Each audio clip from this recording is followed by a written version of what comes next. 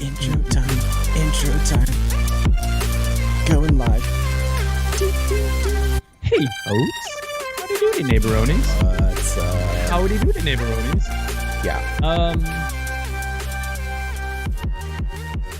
We're talking about 1, 2, 3. A, Episode B, 1, 2, 3. C. I think that's pretty Did cool. you notice that I named it think that? it's pretty cool. Because it looks like a kid's show now. 1, 2, 3. A, B, C. Jesus, A, B, C. 1, 2, 3. Baby, you and me. I'm pretty good at singing. I don't want to brag, but Are you? You are? I'm just saying. Okay. Yeah, I've been working on it. I mean, you can Been training myself. You can tell people what you want. Yeah, exactly. Hey guys, welcome back to Testing Normal. Hope you all had a fantastic week. And I know I sure did. Kind of just worked a bunch, and that was mostly it. Are you gonna have a good holiday, or do you have to work again? I do not have to work this holiday, which I'm very happy about. Actually, I have off until Saturday, so I'm pumped about that. Nice. Saturday, and then next week, guys, which is, what does next Tuesday fall on? I work. I work next Consult Tuesday. the oracles. Yes, guys, next week, we actually will probably be off for, I think, 2 weeks after this week. That's fine. Because I'm going to be leaving on a jet plane for a kind of Indiana Jones-esque excursion in the Middle East. Okay. Are you going to find a hidden temple and maybe a lost artifact that you must trade with a piece of or a bag of sand? Swap. Yes. I am looking specifically for some type of either hidden, like, grail. Hidden grail, is that what it's called? A holy grail. Holy grail. I think that's what it's called. Holy Hidden grail. grail. Yes. The hidden grail. Hidden grail. Hopefully this isn't your last crusade. And there isn't too many doom temples in your future. And also probably won't be too many crusades. But or crystal, whatever it was called. Yeah. Sphere. Temple of Doom or Crystal Doom. Well, there's the fourth like one, you know what I mean? Like wasn't really in the canon. Crystal. Oh, yes, right. Castle. Yeah, Crystal Skull. There you go. Something like that. Crystal Yeah. Super bad. You're not great. Super bad. No. Remarkably bad. It was way. On that note, though. Yeah. On that note, speaking about, having the next 4 days off and going to be gone from the podcast for a couple of weeks, guys. Are you seeing a trend now in jobs and cultures that it's more standard now to have a 4-day work week? I feel like I'm hearing more and more individuals that are talking to me that they're having more 4-day work weeks. Really? Am I correct in this? Because I guess, would you say you have a 4-day work week? I do, but it took me a while to get to that, and it's not the norm. We're still open 5 days. The only reason I'm able to do it is because I have coworkers that can cover those other days, and then they can do the same, and I can cover on those days, and they tend to be lighter days. So, I don't. What does Amador mean by this? I don't know. The long lost Jackson. Maybe something with Michael, perhaps. When I was singing, he probably just automatically assumed I sound like Michael Jackson, which most people do. It was originally going to be the Jackson 6, wasn't it? And that was going to be you, right? Well, to be fair, Michael Jackson looked much more like myself near his end than his siblings. So there was we had some commonalities there. This is true. Like, yeah, you have like near the same register of voices he does too. Like almost like I do. Like if you call me sometimes, I'm like, is that Michael? Michael? Is that you? Yeah, it's me. Yeah. Nailed it. That's hilarious. Good old Michael Jackson. Anyways, but 4-day work weeks. I think in general, I would be a proponent of 4-day work weeks, only because I think a lot of people I think it does have a significant improvement in quality of life when a person knows that they get more than 1 day to think about not having to go to work the next day. Yeah, I think the thing that people forget about with this, like, it works with a lot of jobs, but a lot of them that, like, those 3 days that you're off, you sort of want things to still be going on. Whereas back in the day, I don't know if you remember when I was a kid, like Mm-hmm. almost everything was closed on Sundays. Like that was like the norm. Like it was hard to find. There'd be some restaurants, but even then it was kind of like few and far between. And now it's like everything's 24/7, right? And if we want that kind of comfort, there has to be people Mm-hmm. that work. So then there's going to be people that kind of get the shaft when it comes to hours and what days, and Yeah, you get people's there'll be schedules some mixed overlapping up issues. with like I've got to go to the doctor, I've got to, and then you have the doctor has to be available when you're not there or not working.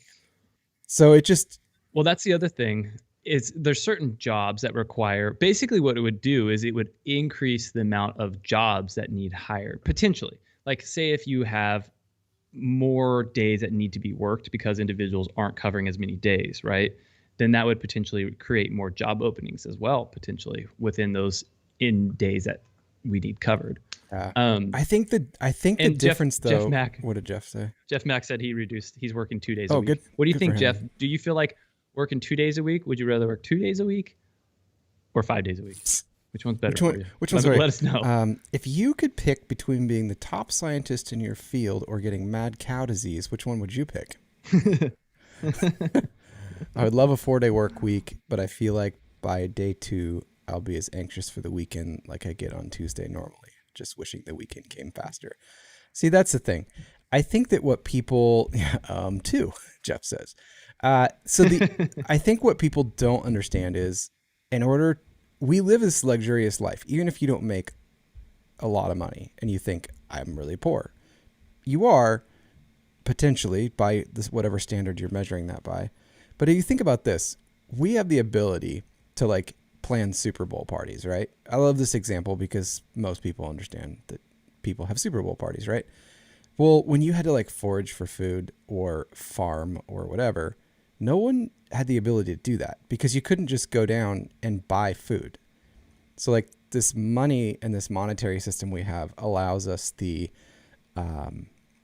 allows us the comfort of alleviating time spent and stores basically work or effort in this weird paper that we all trust to be worth something, right? So if we don't create more value in the time that we have in those 4 days, the 3 days off won't happen. People will just end up having to work on them a different job. And that's what happened. Like when they invented the fax machine, that's literally what they said. We're going to be so much more efficient. We're going to go to 4-day work weeks. And what has happened since then, we've extended work weeks and made more hours and more overtime. I think that brings up an interesting conversation.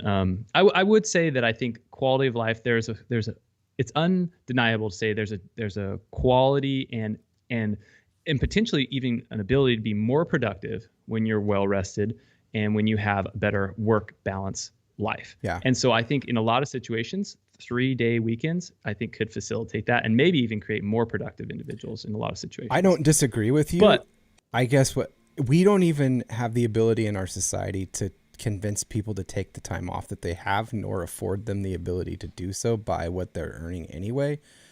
Well, and that's what a lot of other countries do. Point. I think that's a more realistic place to start is time off requirements that people take off. I mean, a requirement's a stiff one, but like making it available, making it so that if someone does request it, there is a chunk that has to happen per year.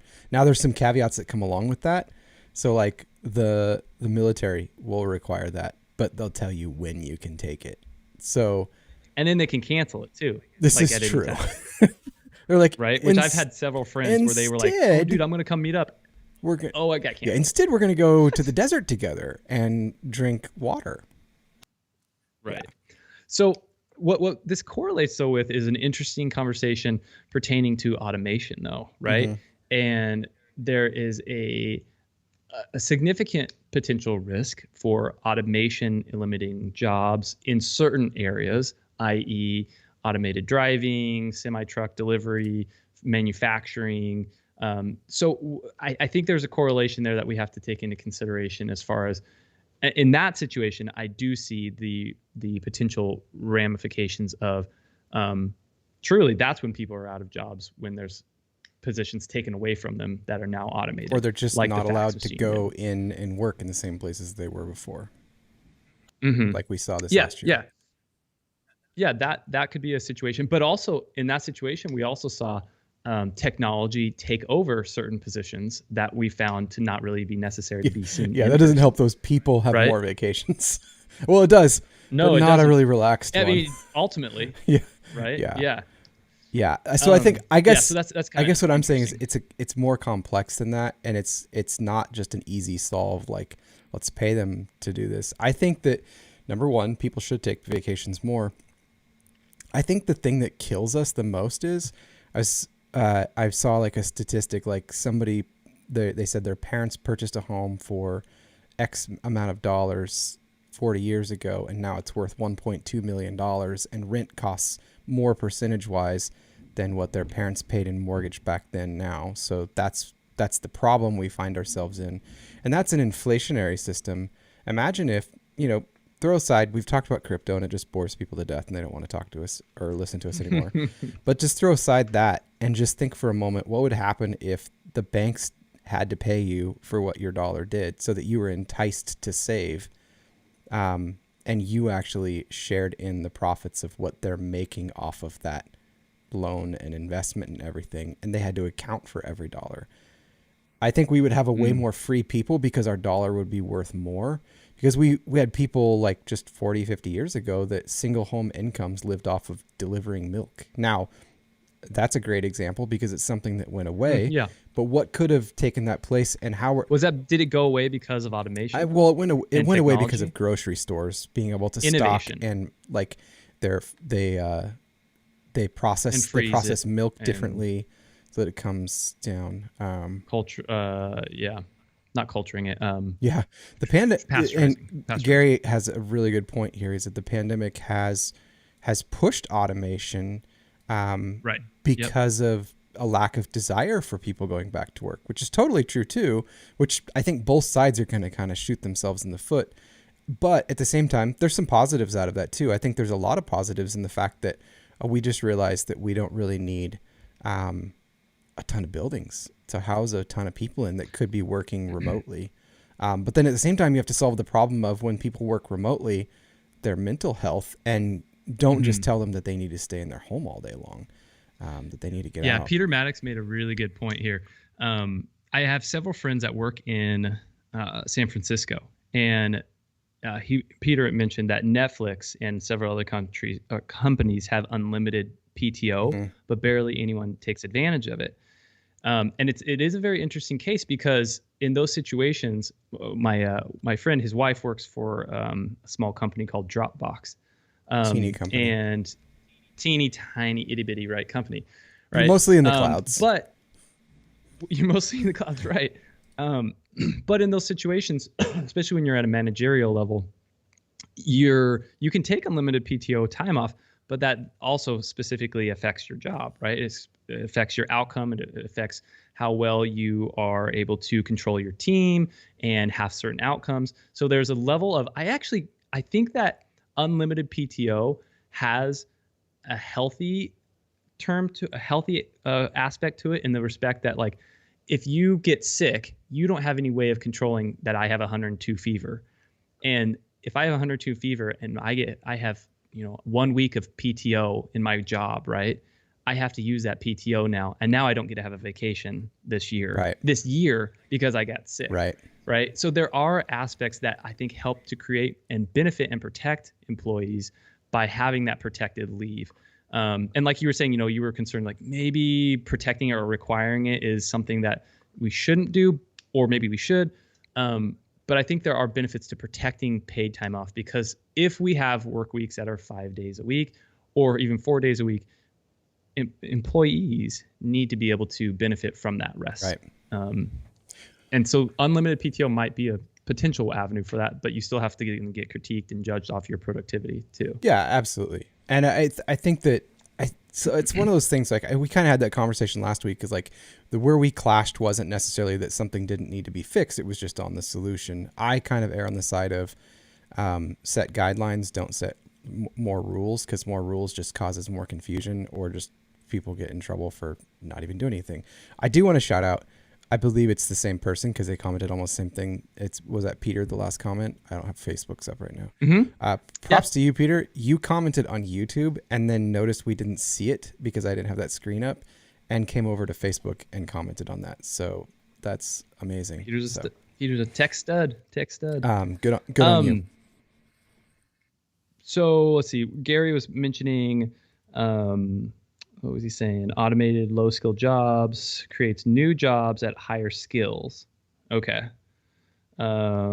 So we're refocusing on training those low skill jobs to high skill jobs through education. Yeah.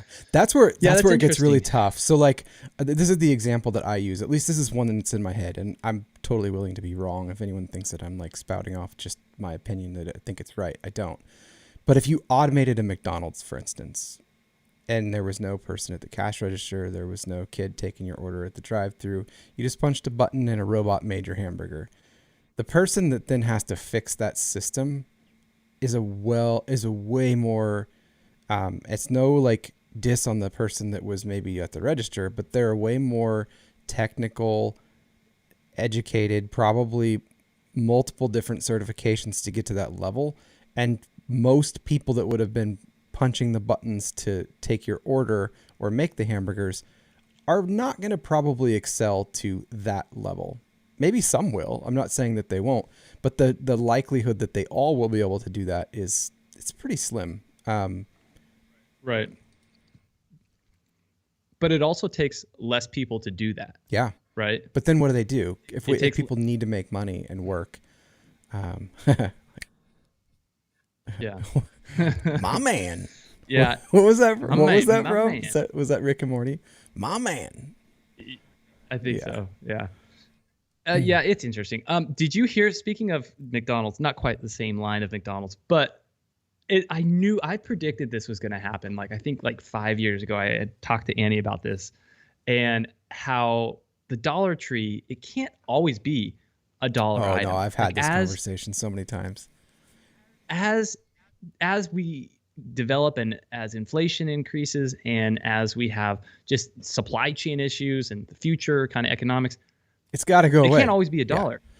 So Dollar Tree just announced recently that now their prices are going to raise from $1 to $1.25 for all items. So the question is, what's interesting about that? Should the store remain the Dollar Tree, or should they now be called the Dollar Quarter Tree?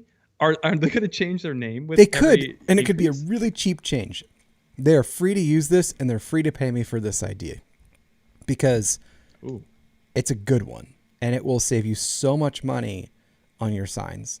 It's just put an S on the end of it. Just the Dollars Tree. So good. Dollars Tree. That's all they got to do. They've just got to go get like the same font and just tack it up next to their sign. And they fixed their problem. They're the Dollars Tree. I've wondered this for a while. Their products have got to get worse, which is really difficult to do, or the price has got to go up. And yeah, someone did not have the foresight. Although, for those of you that can do math, people ask me all the time, are you a scientist? And I say, well, technically I have a science degree. Wait. People ask you all the time if you're a scientist. Because I have opinions. They're like, well, are you a scientist or a doctor? Let me tell you one of the shittiest memes I saw this week. It has to do with this. It was this. It said, it's weird that everyday normal people think they know more than a scientist. And I'm going to go comment back on this because I know who it is. And if you're listening to it, it's the dumbest meme I've ever seen in my life. Because here's what I'm going to say. It's a meme, though? How is it a meme? It's a meme because it's trying to like make fun of people that are like, I have an opinion on this and I don't want to take your word for it. I'm going to go comment and say, it's really sad that there are scientists out there that think they're not just normal people. Yeah. But to be fair, what's that off of? There's a movie that's off of. To be fair, something I can't remember. It would be weird if I had an opinion, a fervent opinion about the difference between a 351 Windsor and a, I don't know, V8 big block, and I truly had no idea about how either of those things worked. But if you researched it, I don't care if you're a mechanic. If I researched I don't care if you're a mechanic. I know you researched Right. it because you have now educated yourself. So when someone says that, they're like, because you're not labeled a scientist, you can't go study it and learn about it. And I cry BS. That's what's broken with our education system. It says you have to come. Okay, is there anything though? Is there anything that you would feel like if you didn't have experience in that field, your opinion wouldn't have as much value? Yeah, absolutely. There are things that I think are like, for instance, like heart surgeon. Like I would really want a heart surgeon to work alongside someone Right. else that had done that. It seems a little bit more Right. safe to do that. But when I say, hey, I really think Or that, maybe I even really like- think that this chemical, according to this studies, is not good for me, and this is what I'm going to base it on off of these studies and everything. That's different than me going out and making. Would you agree to say like chemicals. someone that was making an opinion about maybe, I don't know, something like an armed force or like an attacking opposing enemy, if they had no experience actually in the field militarily wise, I would have you I say would they have a hard time. the same value? It depends on when they were making the decision. If they were making the decision in the moment, I would say I would want an educated person that had experienced that or had gone alongside in that. If it was them working out tactics, it could be someone that studied history and saw what tactics worked in different situations, and they don't have a degree. Like there's the Well, that's where it's tricky though, because in situations, I bring that question up specifically though to think about like our commander of the United States, President Houseplant makes well, even Trump, it doesn't matter Yeah. whether it was Trump, whether it was Bush, whether it was Biden, whether it's anybody. Like we have a president, oftentimes, sure, maybe they have some historical knowledge, maybe, probably not in a lot of cases, but they're making like life and death military decisions in the moment really quick a lot of times.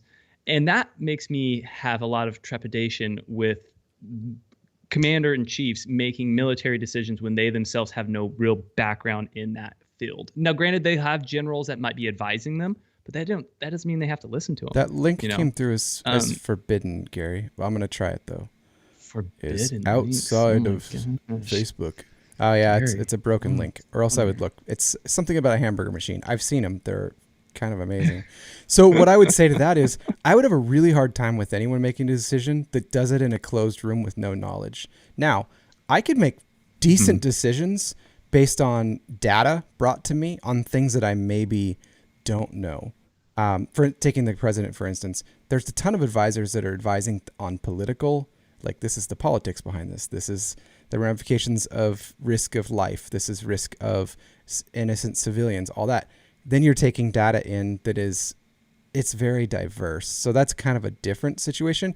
If they did that in a closed room and didn't want any input from anybody else, I would have a problem with anybody doing that. People need to make those decisions with the right people that have the information from on the ground and do have experience in those situations.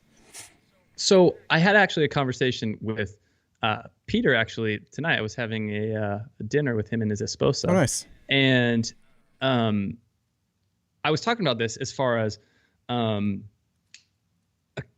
I think that when we have a situation where we have an individual president that may or may not have any background in the vast amount of situations that our country experiences, whether it's military, whether it's political, whether it's climate, whether it's resources, oil, AI, foreign government policies, all these things. I think that we have a real high risk factor when we have an individual making those decisions. Right. I think that it needs to be, and everybody can have their own opinion on this. I think we need to have a group of 3. So there's a tiebreaker, but I think we need to have 3 people with a potential hopefully some type of vast backgrounds, but not necessarily, but 3 elected individuals, maybe each from individual demographics. That would be interesting. But they have to make specific decisions that then could be, there's a tiebreaker in that section. Isn't that why we have Congress and Senate and? Yeah, but that's the problem. The past 20 years has shown Congress and the Senate have not been able to make decisions quickly. I think sometimes they unfortunately. shouldn't make them quickly. That's good. Granted, true. and so that's maybe why in those decisions that the Congress makes, so like slower, to declare war, quickly. or there's certain levels that the commander in chief can't just do on their own. They have to get congressional buy-in. But we've gotten around that. We've gotten around that in a lot of ways. The president has made a lot of unilateral decisions that would be considered acts of war in the past 20 years. Yeah. So I want to go back to what Peter said, that much of science is inaccessible to general population because of the base level understanding required. He just commented again. I'm getting there, Peter. A lot of science takes place in scientific journals that most people aren't reading, nor would they understand. I do have a comment to that. But it's possible for laymen to seek that understanding if they're willing to learn the prerequisites. So what I would say to the prior is they should make those available. I don't care if that's what it takes for general population to be educated. Don't hide behind the we know you don't know. No one should hide. I'm not saying you, Peter, are hiding behind that. That community shouldn't hide behind that.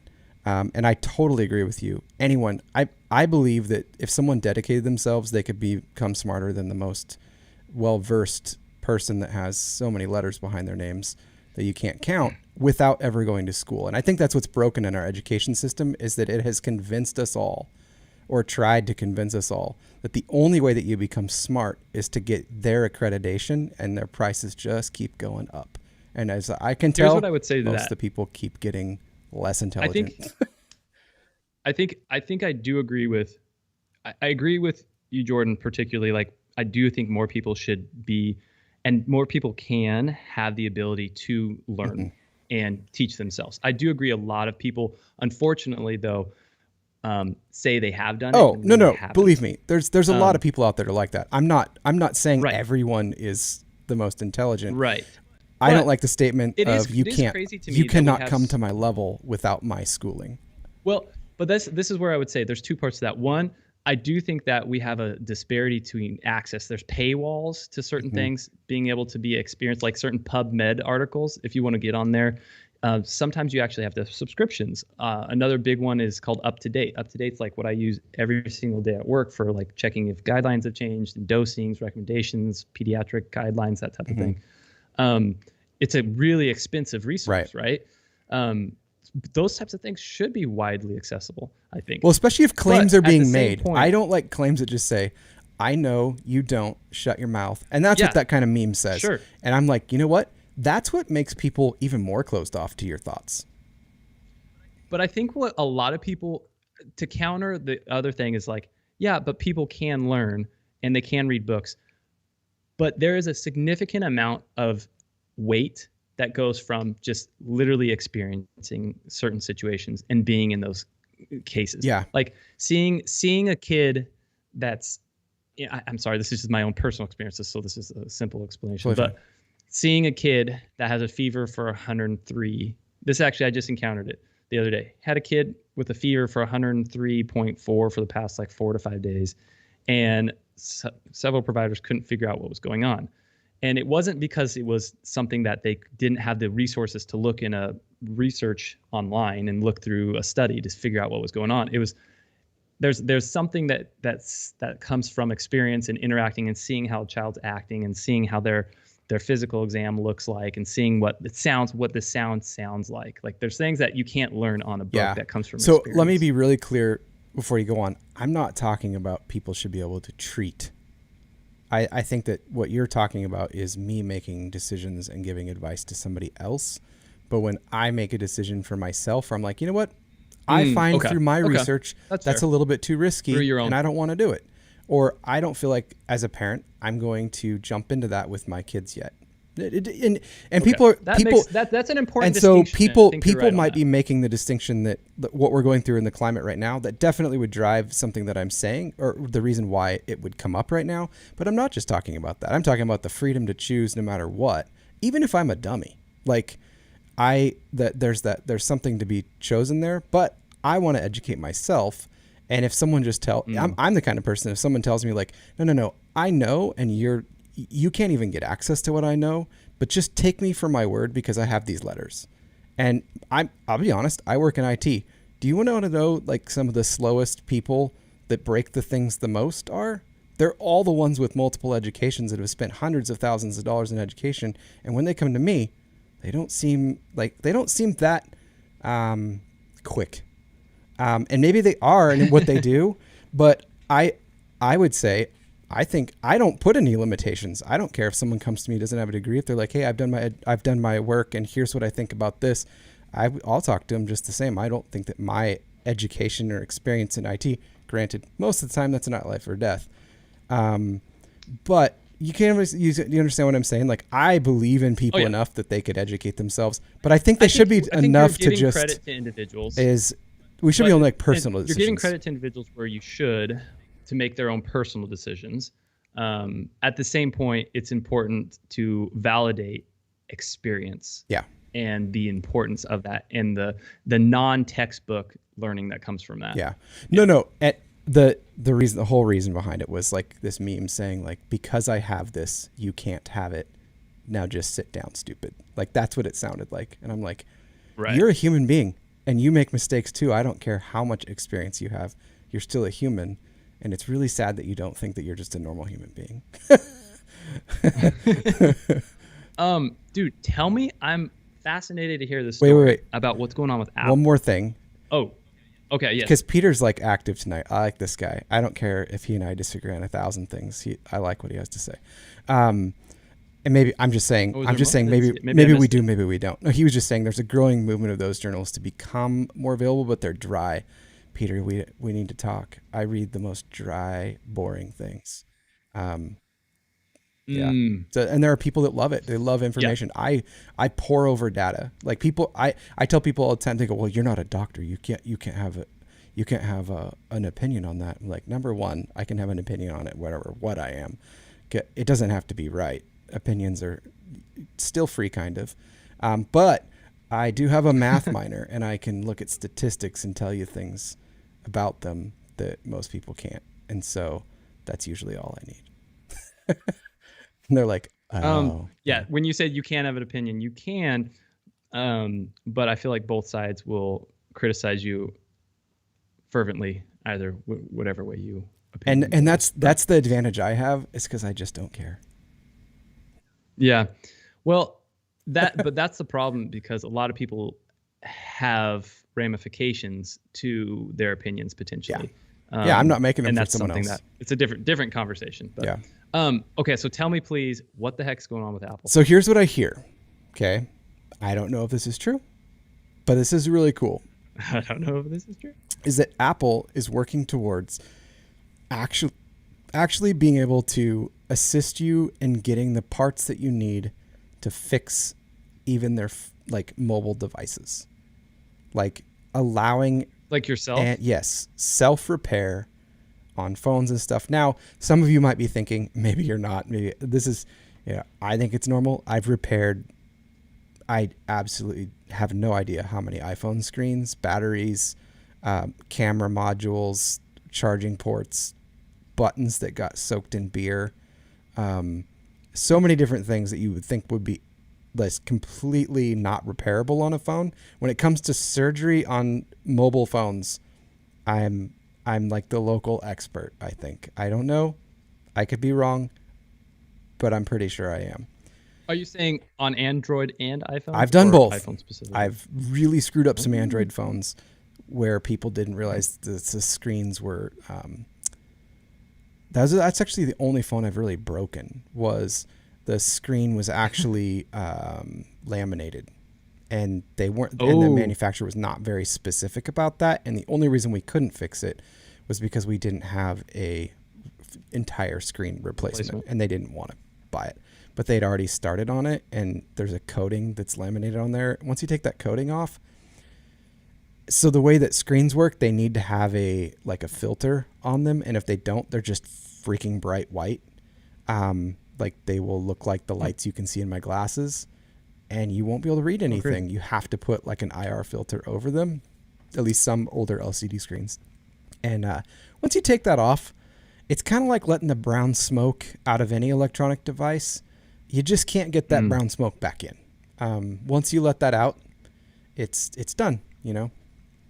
They told me when I went to school, and maybe they were right, maybe they were wrong, that everything electronic runs on brown smoke, and once you let it out, it's broke.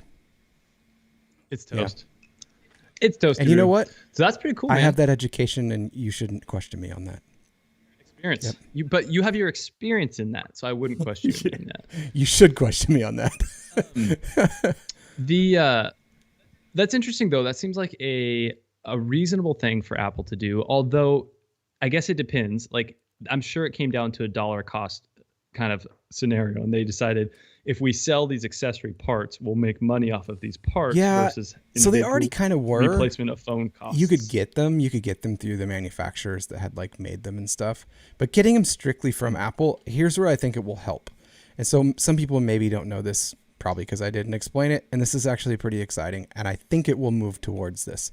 So your phones now don't really have the thumbprint thing in them. But when they did, it worked pretty much the same way as the Face ID does now. There's a module that's in there that's a secure module. And that module at the manufacturer is paired with the motherboard of the phone.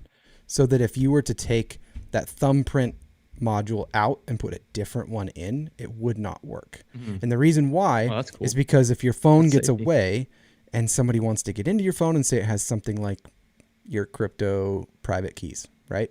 Has those in there or whatever, somebody could replace it with a hacked module and get in, right? Because the module would let them in. So the only people that can repair, like not repair like fix, but like repair the two items together is Apple.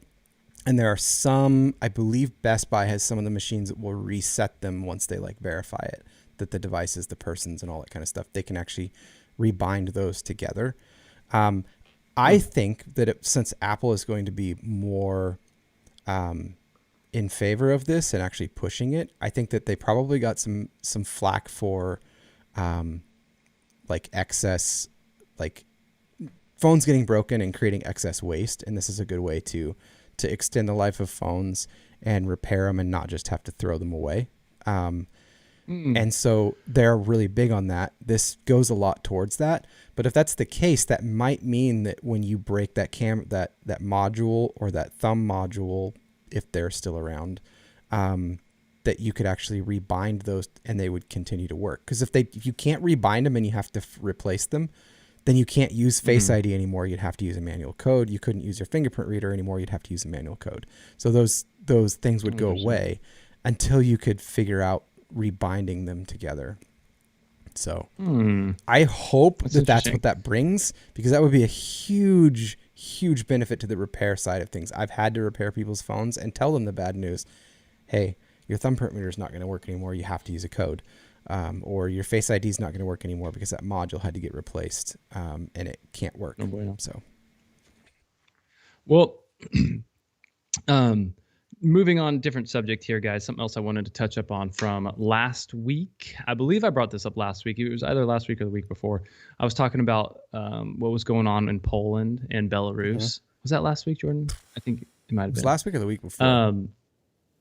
And so there was a border crisis, just a little quick summary, a border crisis going on between Belarus and Poland. Basically, it's a combination of a dictator-like ruler in Belarus that's trying to threaten the EU by destabilizing the EU through bringing refugees and basically like shipping refugees from war-torn countries like Iraq and Syria, and surrounding areas in the Middle East, and basically targeting the border of Poland and essentially telling all these people, like shipping them into this border and telling them, hey, go into Poland, go into Germany, go into the surrounding territories and affect. Sorry, I was getting a video ready. And so what's happening now is the EU in response is saying, hey, you know what?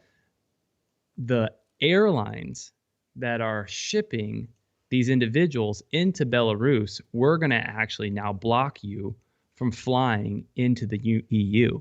So companies that unintentionally, most of the time, are basically taking part in a state-sponsored smuggling scheme, basically orchestrated by, the non-democratic regime, right, are now going to start facing bans and blacklisting within EU countries, which is a huge business for them. Right. So one in particular, the Turkish Airlines, which is a huge airline for the Middle East and Europe, is under threat of basically having all their business and all their airplanes banned from the EU. And same thing for Iraqi Airways, and there's a couple other smaller ones. Wow. But this is like a big response. This was last week. I think we were talking about this. But yeah, I think this is important. It not only it's using people, even though they need help. I get that. It's using people for political gain or destabilizing. So that's why I don't think people for warfare. I don't think people understand that, like, even the ones that Mexico did nothing about and that we had people here crying out about, that came to our border and lived under a bridge and was like in this limbo, that's a political ploy of some kind that's going on. And it's sad because people are caught up in the middle of it. They do need help. That's what brings them.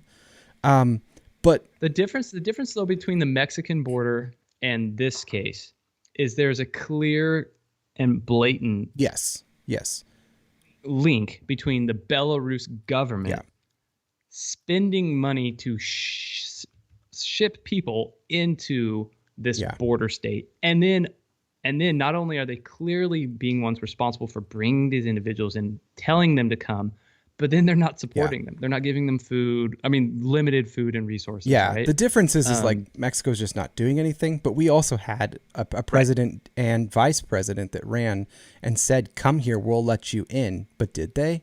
Like some of them, yes, but they were trying to make themselves look better. It was a political ploy. They did it from inside here and hurt people because of it. And no one, I mean, people probably right now are like, no, they didn't. Like, well, what's different is that was people were used for political gain in that situation. This is for unrest. Campaigning, for political campaigning. This is for unrest and for destabilization of a territory. I would argue it which is either way the same bad, thing. but this is well, this is just more blatant and less subtle. And also I think this is more damaging to these individuals that's true are being put in an incredibly compromising situation where there's lethal risks on either side. And it's just on both sides. It's just people trying to get a better spot or something, trying to do better for themselves. And I don't fault the people involved for that. But it's the people are the ones that are suffering because of these governments. But the governments can't handle that amount of people either. It's like you couldn't, as much as you want to help, like, can you help every single homeless person you ever meet? No.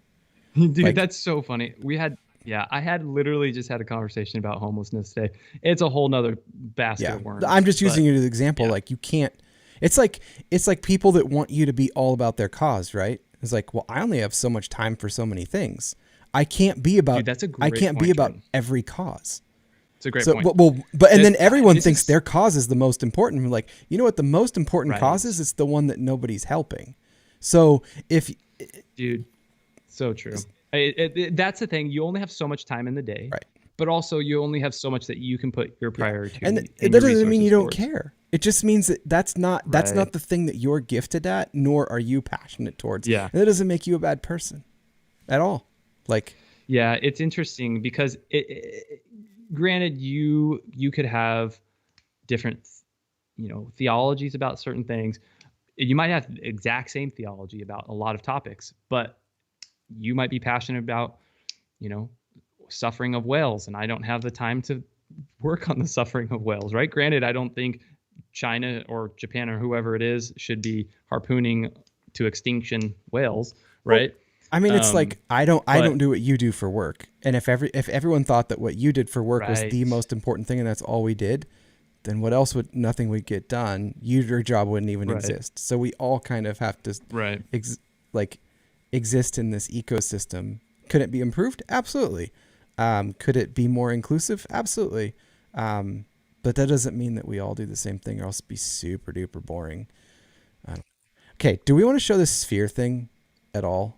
Or yes. Or do you? Well, I mean, it's kind of cool. I mean, I can know. just play the. I don't have to play the sound. I can just have it on. Yeah. Just pull it up so we can. I want to. You were telling me about this, and then we sort of ran out of time, and I'm curious about it too. Like it's got some cool audio. There's apparently an ocean in it. There's some people that are so I'll tell really the people it. that are listening what's going on here is it's called the Sphere, right? And it is a venue that's being put into Las Vegas, and it's basically they're calling it a new medium of multi-sensory platform, and it's this massive sphere essentially with very high definition screens from the front, basically 3/4 of the way back. So it's like essentially you're immersed in this massive theater that travels behind your head. And really high. Well, but look at the smoke on the ground. System. Do you see that? Right. And they're also integrating like fog and wind and like actual sensory things as well with it. Wow. So it looks like an incredibly like dynamic experience that would be really, really, really fun. But you brought up, kind of a funny point. You're like, oh, so it's a giant, what's it called? Planetarium. No, not solarium. Planetarium. Yeah. Right. I feel like definitely more legit than a planetarium. I gotta be honest. You guys should check it out. It's called Sphere. It looks cool. I think it'd be fun. I don't know. I know what they're going to do is just going to charge an exorbitant amount of money to see it because it costs so much money to make. And I can only imagine how much it costs. I don't think I think VR would look cooler. Oh, they're putting, man, not yet. VR hasn't gotten to that point. Okay, yet. there's VR that's like will. 8K. That's the thing right now. Like, yeah, but it's not accessible. It's not that. It's probably less expensive than this to the masses. No, but it's not that accessible to like an individual learning how to set up a VR situation. And this is true, but how much? I mean, if this is the attraction you're going to Vegas for. Also, though, Jordan, they are looking to hire people for it. I don't want to. So they're doing great benefits. They can't 401k employee. They can't pay me enough to go to Vegas. Dental, life and accident disability, flexible spending accounts. I feel like if they're offering life, it's not just Vegas though. Life and accidental death. So they're putting it in LA. It's in LA, Las Vegas, and New York. It's a video screen. Oh no! Sorry, those are just jobs. How am I gonna die? Like, how is it gonna kill me? Dude, did you see how big it is? You're gonna have to climb to the top. Oh, of the I would actually do that. I would, guys. I've done some really dumb things in my life. This wouldn't even. You're like, and I'm looking for another. This wouldn't even hold a candle. That's hilarious. Oh man, snap crack pop. 4-day work week though. The main topic. Peter, wait a 4-day work week. Bring it around, baby. Yeah. Oh my Love gosh. it, Peter. Oh right. yes. 4-day work week. Though. Yes. That's so funny. That's awesome, Peter. Do you guys have videos today? God. Nope. So funny. 4-day work week. Though. Love it. Dude, that's the main topics I got for this week. I got some TILs. That's really all I got. And we were supposed to do TILs in the beginning, and we just got too excited talking about turkey. Turkey and 4-day work week, baby. That's all that matters. Here's my question before we go into TI learns. Let's learn what Curtis thinks about turkey. What are your thoughts on turkey as great question as the Thanksgiving staple, or so we're told? What do you think? Tradition kind of thing. Oh man, I don't eat a lot of turkey, guys. Like, I'm not a huge turkey fan personally. I'm not against it. I'm also like kind of weird because I love leftovers. So I have some advantage to like when we have leftover food at Thanksgiving, you like a good turkey sandwich afterwards. Yeah, I mean, it doesn't even have to be sandwich. Like I like warming it up in the microwave, dude. Okay. I love leftovers. I oftentimes like something as a leftover more than when it's fresh, which is weird. It is weird. Yeah, you had that. What was that trick for dry meat? I mean, I just add a little water in the bowl. Right. When it's dry meat. Who else has done that? Like, I didn't know that you would do that. It like steams it. Yep. Oh, it's the best. It's like I made that pork that one time. I was like, sorry, it's a little dry. You're like, wasn't dry for me. I'm like, dog. Put it in the microwave. Steam it up, baby. I gotta be really honest.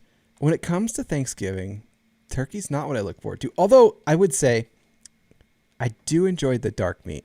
The dark meat is way more like moist, and I don't know, it's just it's really good. A little more fatty. And I've discovered salted butter on the turkey makes it really delicious the first time even. Yeah. So basically just salt and butter. And I make like homemade cranberry sauce. And so like a little bit of turkey with that homemade cranberry sauce, like fresh cranberries in it. It's pretty good. But all that to say, I actually liked the ham better. I would be in favor of switching turkey to ham. Yeah, I'm not upset about that. Also, I've never had a turducken. I would like to say I've had a turducken. I don't know if anybody out there has had a turducken, but I hear. Or a lot if you about want to turduckens. invite us over to have turducken. Or if you would like to invite us over to have a turducken, I would greatly appreciate it. I've never had. I feel like duck. it would be a good thing to say. I don't think You've I've had a turducken. I don't think I've had duck. I've heard it's really greasy though. Yeah, I had duck, and it was good, but it was kind of like it was almost masked with a lot of other ingredients. Gotcha. So I can't say like I can recall specifically the duck.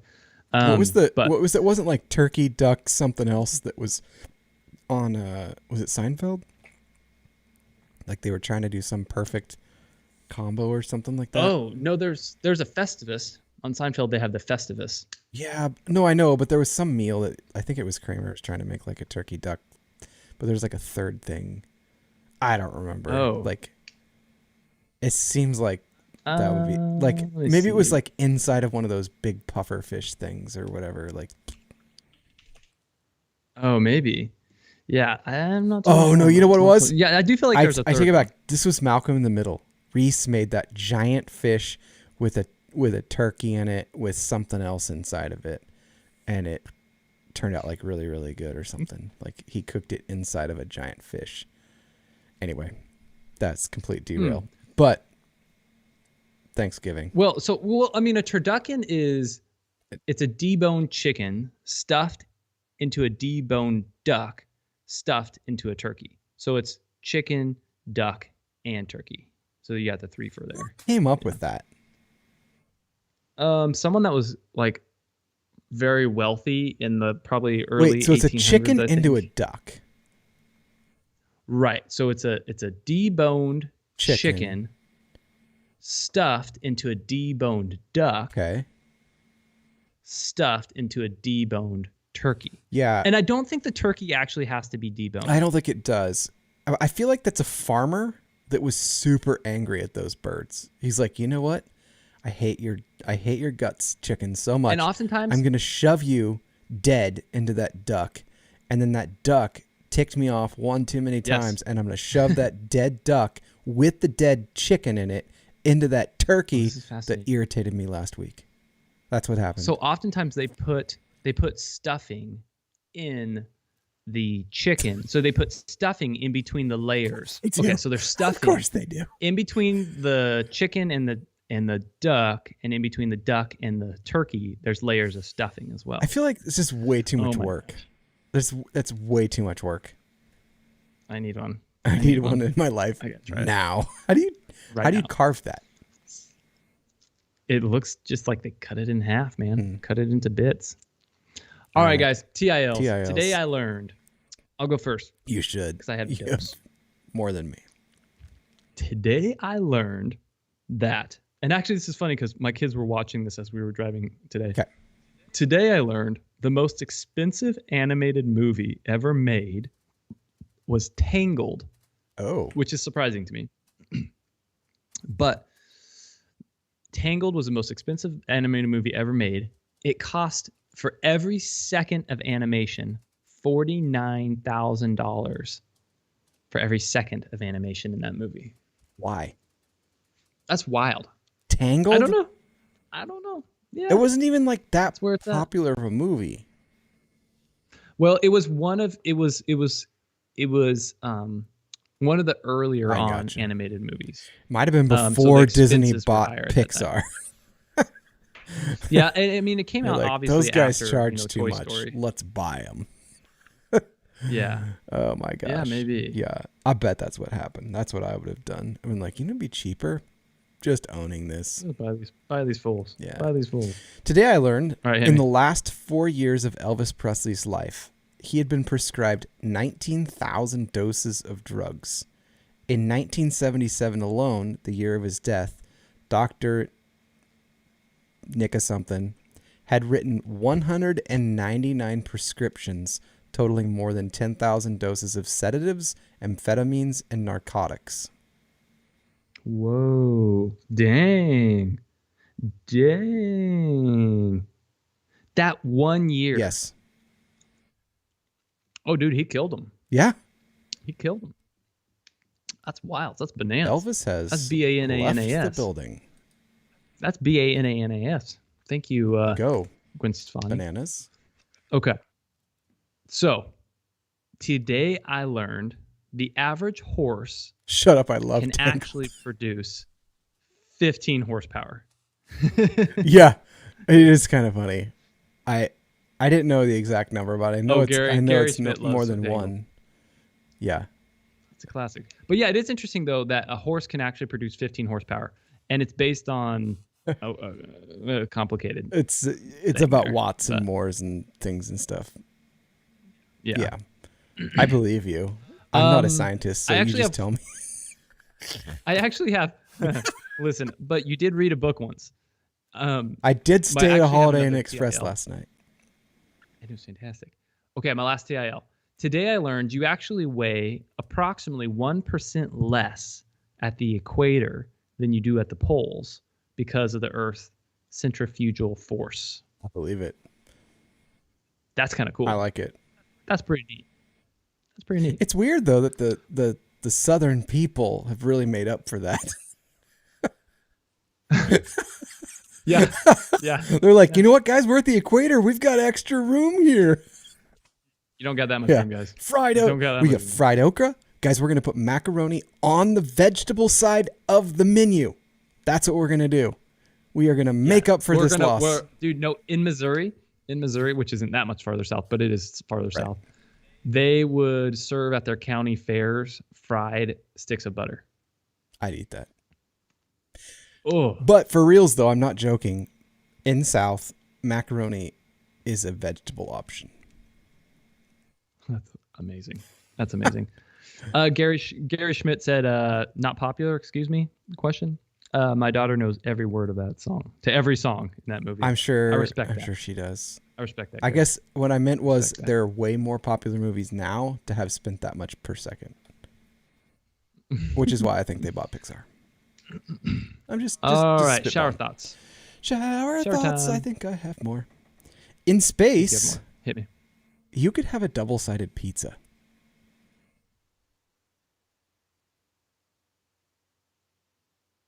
You could. Very true. Yes. Speaking of gaining Actually, weight, it would be- you're it would be weightless there. fascinating. So It'd be fascinating to have like a convection oven that just in space. covered the pizza.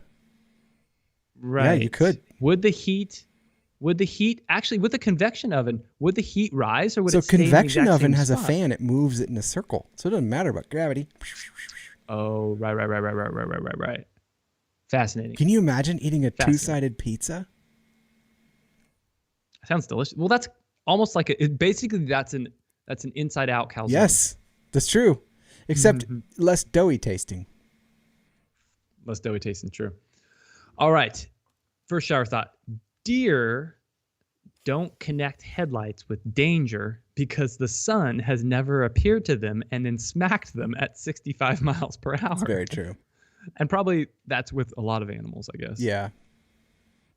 Possums. Deer are not very smart sometimes.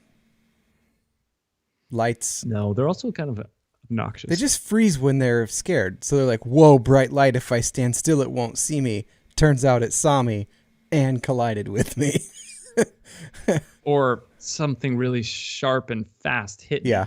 Ooh, in the head of I'm missing legs. the heart. Yeah. Yeah. Oh, yeah. Gary All right, doesn't hit me. like our backpedaling. You know what? It's our show. Okay. Yeah. If they keep the Ghostbusters franchise going, that's a movie I've not seen yet, but my kids have. They said it's pretty good. I'm glad because it's the actual like Min characters again, and we didn't try to make it into something else. If they keep the Ghostbusters franchise going, eventually they'll be hunting the ghosts of the original Ghostbusters. Ooh, I love that. That's a great suggestion. But only in a 4-day work week. Talking about full.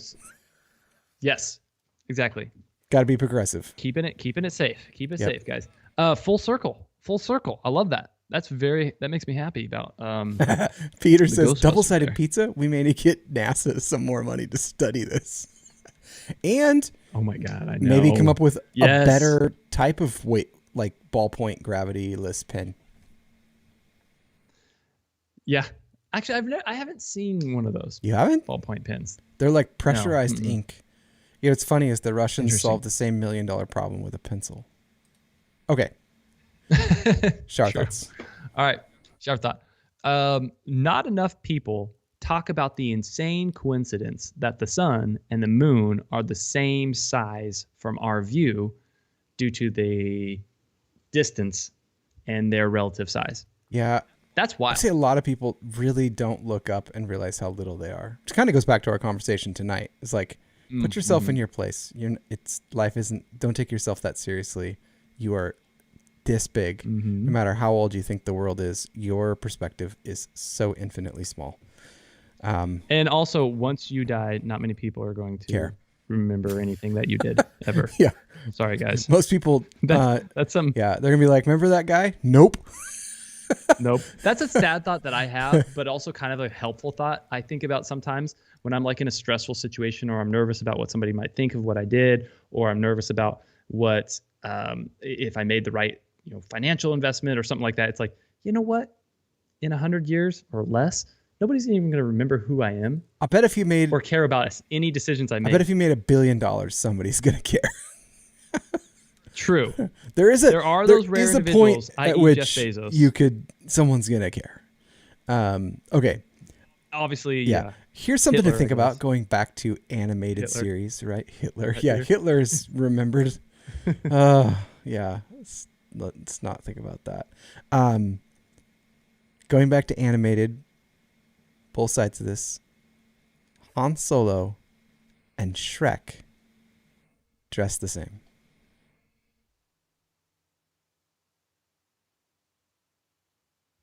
They did, yeah. Ooh, interesting. Yeah, they did, didn't they? Well, no. Did Shrek wear? Did he have a white T-shirt on under his vest? It's like identical. It's like Han Solo became a ogre. Someone's putting shade on Han Solo, man. or it's all part of the universe. They now own Star Wars, right? Oh, you're right. Or no, wait, never mind. That's not Disney. I was thinking it was Disney. It's not. That's a different franchise. That's crazy. Okay. Shower thought. My last shower thought, guys. YouTube will probably remove the comment section next for the same reason they removed the dislike button. Yeah. Because I've actually seen this on several websites. Well, you can do it on your own. You can disable it. It's like the White House has comments disabled. But several websites have specifically removed their comment sections now because they didn't like the civil converse and or conversation. Specifically, that was news websites have. And you know what they've done? There's a little website called Gab.com that created a browser called the Dissenter browser that's based on Chrome that adds the comment section back into websites that remove it.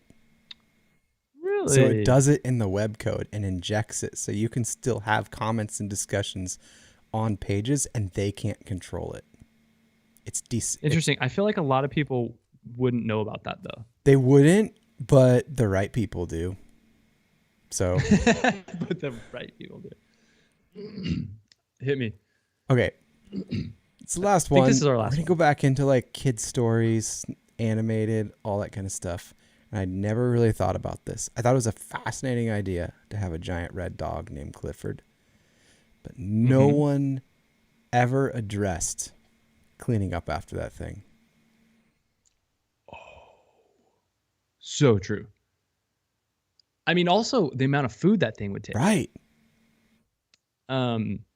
no family could afford that. No single family could afford the amount of food. Either that or Clifford's eating the neighbor kids. And somehow fully utilizing all of the calories instead of excreting them. Yeah. Maybe he's just like maybe because of his mutant size, somehow his metabolism is able now to you're perfectly assuming metabolize that Clifford is a mutant? Listen, just because I'm not a veterinarian, Jordan, doesn't mean I don't understand the metabolism of a dog. Here's the thing. I can read about dog metabolism. There are veterinary articles that you can't get to. Okay? So you don't know. All right? And they deal specifically with size and red dogs. And you don't know anything about it, so just shut up. You don't get a say. Okay. Something that's interesting though. Maybe I shouldn't say this. I'm not going to say it. You're just going to start another argument. No, it's just a lot of, okay, I'm just going to say a little thing. A lot of dental recommendations are made with, significant amount of their actual guidelines are made without actually having clinical trials for their guidelines. So it's kind of an interesting thing that a lot of people don't know about dentistry in particular. There's a lot of standards of practice that don't have clinical backing for them, and which is crazy because the dental practice has been around for so long, and there's so many different certain chemicals that they use for implants, but also for fillings and different things. There are like the mercury ones. Right. There is some research that goes into dentistry. I'm not saying there's none, right? But I had a friend that had that. Large was like debilitated, thought he was dying, and ended up having to have a whole bunch of old dental work removed, and then was fine. Like it was leaching into his system, and he's perfectly fine now. I mean, he's old, but he's like perfectly fine, not like crippled and in pain. That's interesting. Wasn't there a different name for those, like the mercury fillings? Thermostat. Like it was teeth. like thermostat. What was that? Was that? Yeah, I don't remember. What was it called? They had a name for him. I went with him somewhere on a hunt one time, and he was telling me all about it and showed me like the teeth that he had repaired and stuff, and what he went through before and after, and the process they went through to remove it. And then he was like fine, like he could go back and work, and like it was unreal. Like I'd never heard of it.